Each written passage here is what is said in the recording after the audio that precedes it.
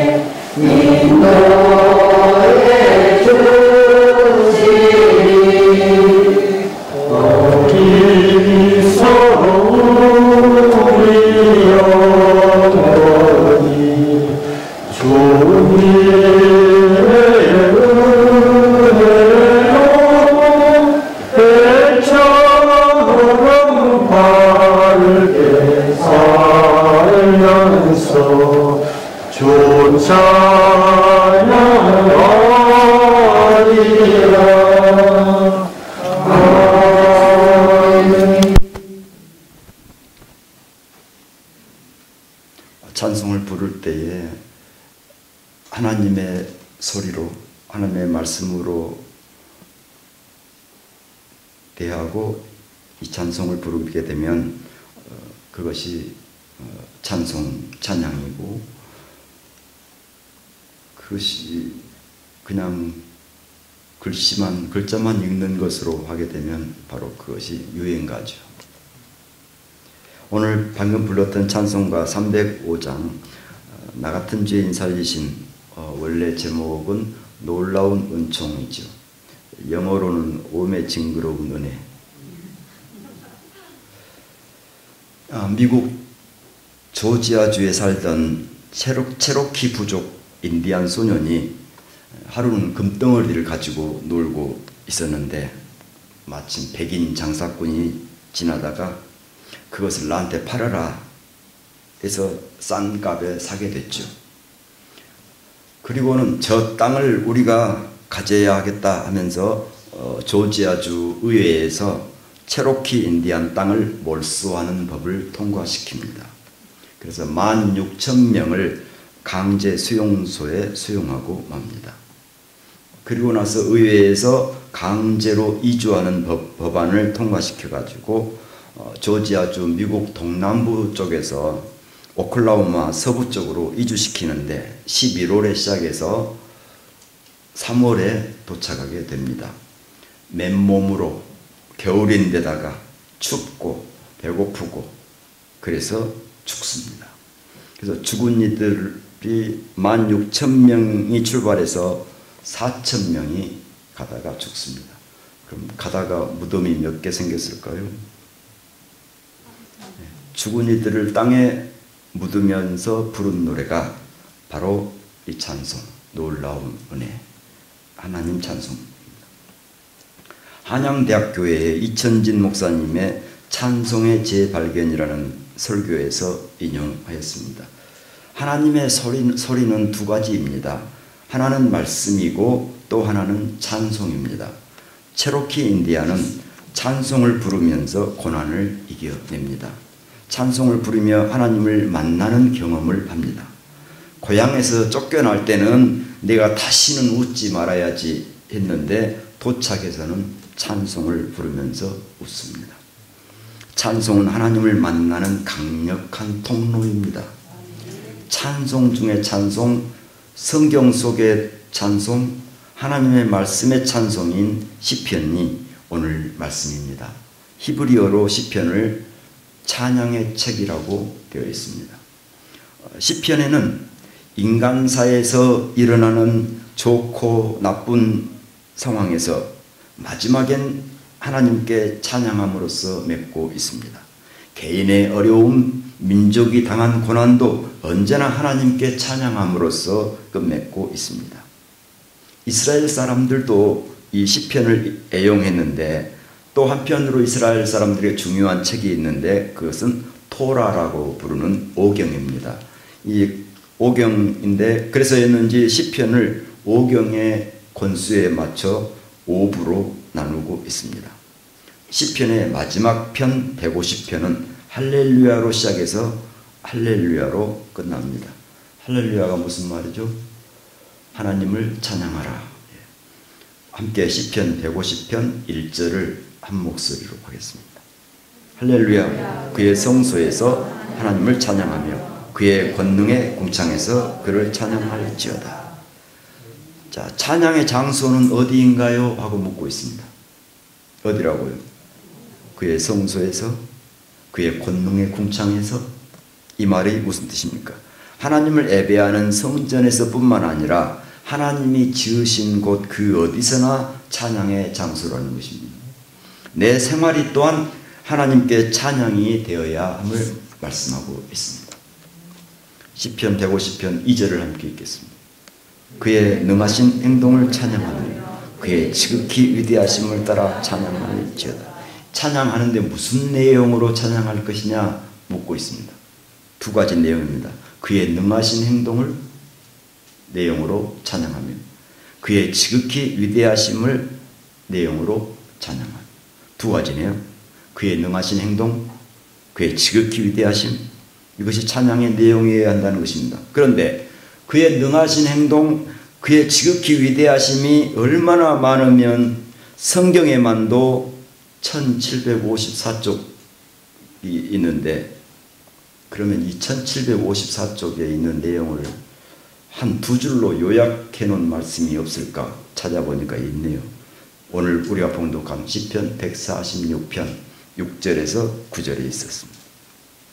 그의 능하신 일은 시편 146편 6절 7절에 그의 능하신 일, 그의 지극히 위대하신 일은 그의 지극히 위대하심은 8절 9절에 이렇게 6절부터 9절까지에 요약해 놓고 있습니다.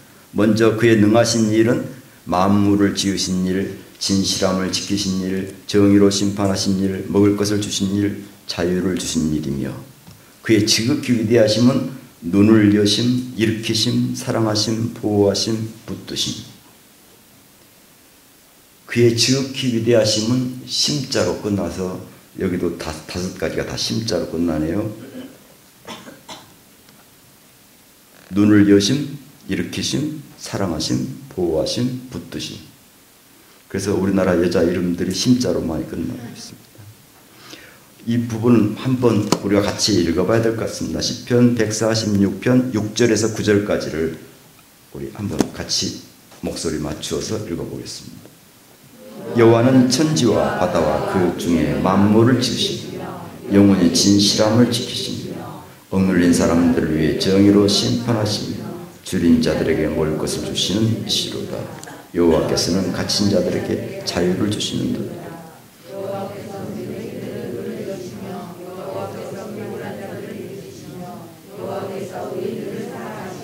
여호와께서 나그네들을 보호하시며 고아와 과부를 붙드시고 악인들의 길은 굽게 하시는도다. 예, 그렇습니다. 그의 능하신 일, 먼저 그의 능하신 일 가운데 만물을 창조하신 일이 그의 능하신 일임은 만물을 지으시되 서로 돕는 짝으로 지으시고 보시기에 좋았더라고 지으셨습니다. 그의 능하신 일입니다. 두 번째 그의 능하신 일은 진실함을 지키신 일이 그의 능하신 일입니다. 어둠이 빛을 이길 수 없게 하시고 거짓이 참을 이길 수 없게 하셨으니 그의 능하신 일이죠. 세 번째, 정의로 심판하신 일이 그의 능하신 일임은 정의가 필요한 사람들은 억눌린 사람들, 억울한 사람들, 눌린 사람들이죠. 억눌린 사람들에게는 정의뿐만 아니라 정의로 심판하시는 일이 필요했습니다. 그러니 정의로 심판하신 일은 그의 능하신 일입니다. 네 번째, 먹을 것을 주신 일이 그의 능하신 일임은 우리가 평화는 한자로 먹을 것이 입으로 들어가는데 공평해야 함을 본뜬 말이 평화입니다. 진정 먹을 것이 필요한 사람들은 줄인 사람들이고요. 먹을 것을 주신 일은 그의 능하신 일입니다. 다섯 번째, 자유를 주신 일이 그의 능하신 일임은 앞에 창조, 진실, 정의, 평화를 위한 그의 능하신 일의 최후 목표는 자유입니다. 자유는 갇힌 자들에게 더 절실합니다. 그의 능하신 일이 찬양의 내용이 되어야 합니다. 그의 능하신 일은 창조의 일, 진리의 일, 정의의 일, 평화의 일, 자유의 일입니다. 그의 능하신 일을 찬양합시다. 할렐루야. 그의 지극히 위대하심을 찬양합니다. 그의 지극히 위대하심 가운데 첫 번째는 눈을 여심이 그의 지극히 위대하심은 보지 못하면 참으로 답답합니다. 하나님을 보지 못하는 믿음도 답답합니다. 세상이 어떻게 돌아가는지 못 보는 것도 답답합니다. 정말로 네가 얼마나 소중한 존재라는 걸 못 본다면 속 터집니다.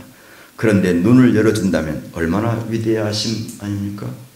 그러니 눈을 여심은 그의 지극히 위대하심입니다. 두 번째, 일으키심이 그의 지극히 위대하심. 비굴한 자를 일으킨다네요. 안진뱅이를 일으키는 것이 아니고 비굴한 자를 일으킨다고 합니다. 왜 그러냐면 비굴한 자는 앉아 있습니다. 일어서야 할 때 앉아 있습니다. 그런데 손잡아 일으켜 주시는 분이 계십니다. 우리 하나님이십니다. 그러므로 일으키심이 그의 지극히 위대하심입니다. 세 번째, 사랑하심이 그의 지극히 위대하심입니다. 하나님의 사랑하심은 특징 진다면 편애하심이에요. 의인들을 사랑하신다고. 그런데 생각해보면 악인들도 사랑하십니다. 어떻게? 심판하심으로. 하나님의 사랑은 편애, 그리고 내리사랑, 그리고 십자가에 내어주시는 사랑입니다. 그러므로 사랑하심은 그의 지극히 위대하심입니다. 네 번째, 보호하심이 그의 지극히 위대하심이죠. 보호를 받아야 될 대상은 마땅히 나그네죠. 우리가 1940년대 일제시대 때 나온 노래가 하나 있는데 나그네 서름이라고. 오늘도 걷는다마는 정처 없는 이 발길 지나온 자옥마다 눈물 고였네. 나그네 흐를 길은 한이 없어라 하는 노래입니다. 식민 지배를 받고 있는 민족의 상황을 나그네로 비유한 거죠. 식민 지배를 받고 있는 민족의 상황인 나그네는 그의 지극히 위대하심으로 보호하심을 받아야 하죠. 지금도 우리는 그 쌀나라로부터 오히려 분단된 땅에서 분담금을 우리가 받아야 하는데 거꾸로 분담금을 어거지로 내라고 합니다. 우리나라는 지금도 하나님의 보호하심을 받는 나그네 맞습니다. 보호하심은 그의 지극히 위대하심입니다. 다섯 번째, 붙드심이 그의 지극히 위대하심은 붙드심의 대상은 고아와 과부죠. 고아와 과부의 공통점은 잃어버렸다는 것이죠. 또 혼자 되었다는 것이고요. 생계가 곤란하게 되었다는 것입니다. 하나님의 붙드심이 절로 필요하죠. 그래서 붙드심은 그의 지극히 위대하심입니다. 이제 시편 150편 3절, 4절, 5절을 함께 읽겠습니다. 나팔 소리로 찬양하며 비파와 수금으로 찬양할지어다. 소고치며 춤추어 찬양하며 현악과 퉁소로 찬양할지어다. 큰 소리 나는 재금으로 찬양하며 높은 소리 나는 재금으로 찬양할지어다. 어디까지? 5절까지. 하나님을 찬양하는 도구들, 악기들입니다. 악기들을 분류하는데 현악기, 관악기, 타악기, 또 건반악기 이렇게 분류하는데 찾아봅시다. 관악기는 나팔, 또 퉁소. 현악기로는 비파와 수금, 현악, 재금. 타악기가 하나 있네요. 소고. 우리나라로 치면 징, 쇠, 북, 창고가 더해지죠. 그런데 건반악기는 없습니다. 피아노도 없고요. 오르간도 없고 아코디언도 없고. 그러면 이것은 앞으로 치지 말아야 돼요. 건반악기는 아마도 비파나 재금에 포함됐을 수도 있고요. 이것 악기 분류하는 것 외에 또 하나 있습니다. 춤이 더해져 있죠. 이 춤은 악기가 아니죠. 그런데 들어와 있는 것은 꼭 이 악기로만 찬양하라는 말씀은 아니라는 말씀을 하고 싶어서 춤을 넣은 거죠. 악기로 연주되는 모든 도구는 하나님을 찬양할 수 있다 하는 말씀인 거죠. 그래서 악기로 분류되지 않는 춤도 끼워 넣은 거죠. 자, 이제 마지막 절입니다. 시편 150편 6절 함께 읽겠습니다. 호흡이 있는 자마다 여호와를 찬양할지어다. 할렐루야. 하나님을 찬양할 수 있는 자격은 무엇입니까? 호흡이 있는 자마다가 자격 요건입니다. 성경 내에 그 해답이 있으므로 호흡이 있는 자를 구체적으로 찾아봅시다. 바로 우리가 앞에서 봉독한 146편 6절에서 9절까지가 호흡이 있는 자들을 쭉 열거하고 있습니다. 누군가요? 맹인들, 비굴한 자들, 의인들, 나그네, 고아, 과부. 이 중에 우리는 어디에 속한 겁니까? 호흡이 있는 자로서 하나님을 찬양하는 이유, 이것이 오늘 우리가 드려야 될 말씀입니다. 호흡이 있는 자로서 하나님을 찬양하는 이유, 첫 번째는 우리가 하나님께로부터 음악과 노래와 춤을 받았으니 하나님을 찬양해야 마땅합니다. 원래 노래는 하나님을 예배하기 위해서 노래가 시작되었습니다. 우리나라 선조들의 예배 시작은 추수감사제였습니다. 우리 교회 추수감사절은 다음 주일입니다만 우리 선조들의 예배의 시작이 추수감사제였습니다. 아주 오래된 추수감사제로는 부여의 영고라는 추수감사제는 하나님을 맞아들인다는 뜻이죠. 고구려의 동맹이라는 추수감사제는 동쪽의 밝은 신, 곧 하나님을 비유적으로 부르는 것이죠. 그리고 성경을 우리가 번역할 때 히브리어로 된 신의 이름 야훼, 여호와, 엘로힘, 이것을 우리말로 우리 조상 대대로 섬기던 신 하나님으로 번역을 한 것은 우리가 똑똑해서 이렇게 번역한 것이 아니라 하나님의 숨은 계획이었음을 고백합니다. 그래서 우리는 첫 번째로 호흡이 있는 자로서 하나님을 찬양하는 이유는 하나님께서 우리에게 음악과 노래와 춤을 주셨기 때문입니다. 그래서 하나님을 예배하는데 우리가 하나님을 찬양하는 이유입니다. 두 번째는 우리가 하나님을 만나도록 숨결과 섭리와 선물을 하나님께 받았으니 하나님을 찬양해야 합니다. 하나님께 선물을 받았으니 찬양해야 한다는 것입니다. 우리나라가 120년 전에 하나님께서 서양의 선교사들을 시켜가지고 심부름 시켰습니다. 그래서 세 가지 선물을 전달하고 오너라 하고 세 가지 선물이 뭐였죠? 그 전에는 우리가 하나님을 섬기기는 섬기는데 하나님이 동그란지 네모난지 세모난지를 잘 모르고 하나님을 섬겼습니다. 그러다가 세 가지 선물을 받고서야 더 확실하게 하나님을 만나게 되었습니다. 그 세 가지 선물이 첫 번째로 성경, 두 번째 선물이 예수, 세 번째 선물이 교회. 전에 없었던 하나님을 섬기긴 섬겼는데 이 세 가지 것이 세 가지 말이 없었습니다. 그러다가 하나님의 심부름으로 어떤 사람들이 와서 전해주고 갑니다. 한번 쉬어볼까요? 예, 그렇습니다. 그러니 이렇게 하나님을 만나도록 우리에게 숨결과 섭리와 선물을 주셨으니 하나님을 찬양해야 합니다. 세 번째는 우리가 하나님께로부터 우리 민족에게만 주신 선물을 우리 민족에게만 주신 선물로 하나님을 찬양해야 합니다. 우리 하나님을 우리 가락으로 우리 신앙 고백으로 우리 예배로서 하나님을 찬양해야 합니다. 할렐루야. 할렐루야는 인사말이 아니고 이럴 때 쓰는 말입니다. 인사말은 따로 있죠. 뭔가요? 샬롬, 주님의 평화를 빕니다. 하나님을 찬양합니다. 할렐루야. 네, 하나님을 찬양합시다. 할렐루야. 아멘. 기도하겠습니다. 엄청난 일 행하신 하나님을 찬양합니다. 만물을 지으신 일, 진실함을 지키신 일, 정의로 심판하신 일, 먹을 것을 주신 일, 자유를 주신 일을 찬양합니다. 그지없이 높으심을 찬양합니다. 우리의 눈을 여심, 일으키심, 사랑하심, 보호하심, 붙드심을 찬양합니다. 우리의 찬양을 받으옵소서. 예수님 이름으로 기도하옵나이다. 아멘.